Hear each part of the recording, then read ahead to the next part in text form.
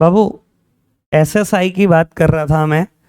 बेटा, अब एक बात सोचो, एसएसआई में क्या होता है, इकोनॉमिक पावर कंसंट्रेट होने नहीं पाती। एक रिलायंस इंडस्ट्रीज के एंगल से सोचो, जहाँ एक इंसान इतनी कमाई ले जाता है जो बेटा कई लाखों करोड़ रुपए के बराबर है। ठीक है ना। मुकेश अंबानी की कितनी आमदन समझते हो आप? कई हजार कई लाख करोड़ है रिलायंस से। भाई कमा तो लिए कई लाख करोड़, ठीक है ना। खर्च कर पा रहा है उतने लाख करोड़ जितने कमा रहा है? नहीं, खर्चे नहीं है उसके परिवार के भी। सारा जोर लगा के भी खर्च लेते हैं तो भी खर्च नहीं होते, इतने पैसे वो कमा रहे हैं। सर होता क्या है, आपने कमाए मान लो 20,000 करोड़, खर्चे सिर्फ 5,000 करोड़, 15,000 करोड़ फिर जुड़ गए। अगले साल फिर कमाए, फिर 5,000 करोड़ खर्चे, फिर 15,000 करोड़ जुड़ गए। Economic power is concentrated into the few hands. ये इकोनॉमिक पावर कंसंट्रेट होती जा रही है, और अगर ये इकोनॉमी में नहीं आएगी तो हमारे देश को बहुत परेशान करेगी। देश चलता किस पे? खर्चों पे। खर्चा करोगे तो किसी को इनकम मिलेगी, वो खर्चा करेगा तो किसी को इनकम मिलेगी, और खर्चा नहीं करोगे तो ये इकोनॉमिक क्राइसिस में रिजल्ट करेगा। एसएसआई में ऐसा कोई काम हो ही नहीं पाता। सर कमाइयां कितनी है एसएसआई की? बड़ी लिमिटेड। फिर भी 10 लोगों को एम्प्लॉयमेंट दी हुई है। सर जितना कमाते हैं सब खर्चते हैं, उनके बाद जोड़ने के लिए 1,000, 2,000, 5,000 रुपए सिर्फ है, और हमारे देश को यही चाहिए। सर तीसरी बड़ी एडवांटेज है कि एसएसआई कभी भी इकोनॉमिक पावर को कंसंट्रेट नहीं करती। वहां बेटा पैसा जुड़ता नहीं है, ठीक है ना। जुड़ता है तो 5, 7, 10 हजार जुड़ता है, इतने में कोई फर्क नहीं पड़ता देश को। लेकिन बेटा अगर 15-15 हजार करोड़ एक बंदा एक टाइम पर जोड़ेगा तो बेटा देश को बहुत फर्क पड़ना शुरू हो जाएगा। समझ में आई तीन बातें? ठीक है ना। एनसीईआरटी ने एक का जिक्र करा, मैंने तीन का जिक्र करा। क्लियर? ठीक है। कार्रवाई कमेटी कब बनी, किस ईयर में? 1955। इसी ने बताया ना कि एसएसआई की इंपॉर्टेंस अलग है रूरल डेवलपमेंट के लिए। ठीक है ना। इन्वेस्टमेंट की लिमिट एसएसआई में आज की तारीख में 1 करोड़। अगर 1 करोड़ से कम है तो एसएसआई हो, उससे ज़्यादा है तो एलएसआई हो, लार्ज स्केल इंडस्ट्री हो। ठीक है ना। 1950 में लिमिट 5 लाख। बस ये लिमिट लिमिट याद होगी ना, ये तो बन जाएगा, तो ईजी है। लिखना शुरू करो, फिर बढ़ेगा।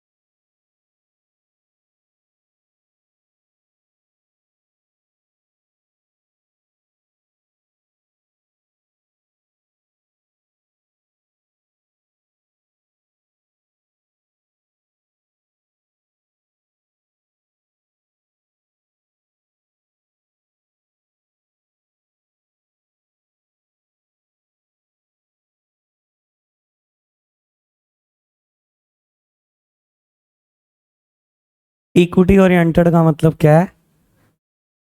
एसएसआई में बहुत कम पैसे चाहिए, इसलिए वो इक्विटी ओरिएंटेड है। इक्विटी मतलब कोई भी शुरू कर सकता है, सबके लिए बराबर है। 10,000 20,000 रुपये में एसएसआई लग जाती है, कोई भी लगा सकता है। लिखो फटाफट से।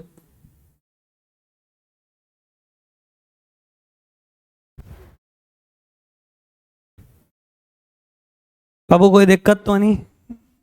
बढ़ाऊं चर्चा को आगे? देख लो कुछ पूछना है तो।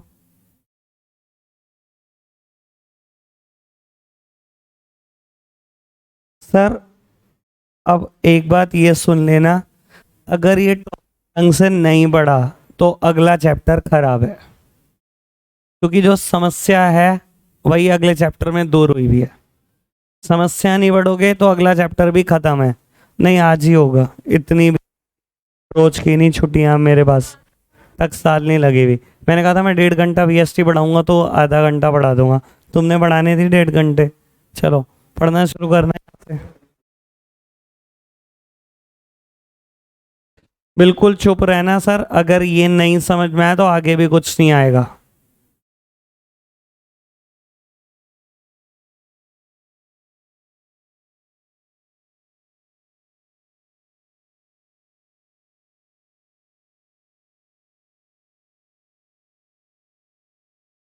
सर ये बहुत आराम से पढ़ना, बहुत आराम से।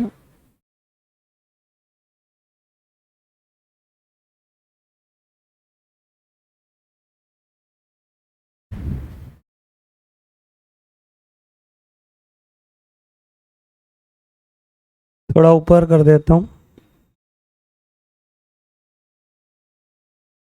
यहां तक पढ़ना अभी।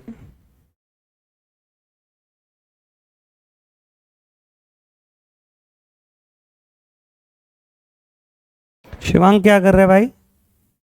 ठीक है, तो यहां तक डन है,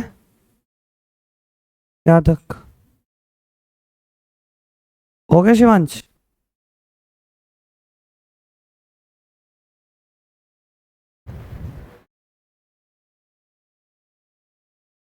और यहां से लेकर यहां तक पढ़ना।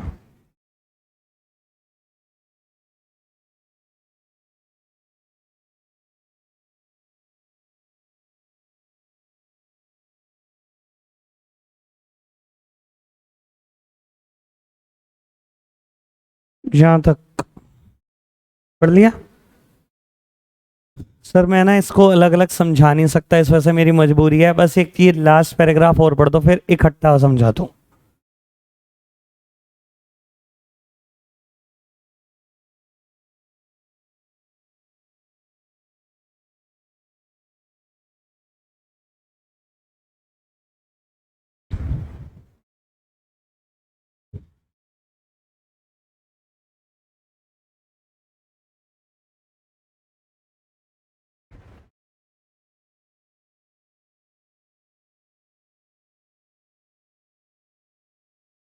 अगर किसी ने ढंग से समझा होगा ना, एक एक वर्ड समझ में आया होगा, एक एक वर्ड। और सच्ची बताऊं मेरे एनालिसिस की रिक्वायरमेंट नहीं है, इतना सिंपल इन्होंने लिखा हुआ है, ठीक है ना, फिर भी मैं बोल देता हूँ। तो देखो जो चीज है ना, ठीक है ना, शायद उस टाइम पर बहुत अच्छी हो हमारे देश के लिए, ठीक है ना। हमारे प्लानर्स को ऐसा लगता था कि हमें एक पॉलिसी अडॉप्ट करनी चाहिए जिसको हम सच्ची में तो बोलते हैं ये इनवर्ड ट्रेड पॉलिसी या inward looking trade strategy. Inward looking trade strategy या इनवर्ड लुकिंग ट्रेड पॉलिसी, बेटा इसी का दूसरा प्यारा नाम है इंपोर्ट सब्सटीट्यूशन।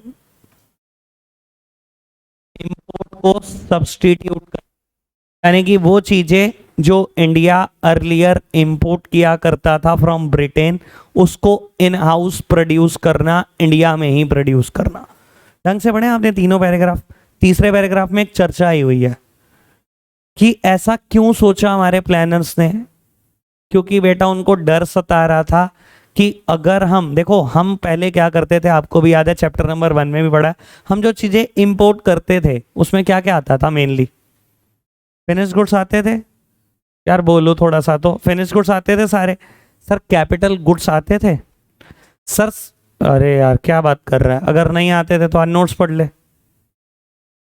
अगर तुमने नहीं लिखा हुआ तो बात है, ठीक है ना बेटा। कैपिटल गुड्स वर्ड लिखा हुआ है, जब फॉरेन ट्रेड पढ़ा है ना on the eve of independence, उसमें लिखा हुआ है, ये भी बता रहा हूँ सर। हम कैपिटल गुड्स इंपोर्ट किया करते थे फ्रॉम ब्रिटेन, और आपको पता है सबसे महंगे कैपिटल गुड्स ही होते हैं सर। किसी कंज्यूमर गुड्स और कैपिटल गुड्स में पूछो महंगे क्या है, तो ऑब्वियसली कैपिटल गुड्स मशीनरी महंगी है।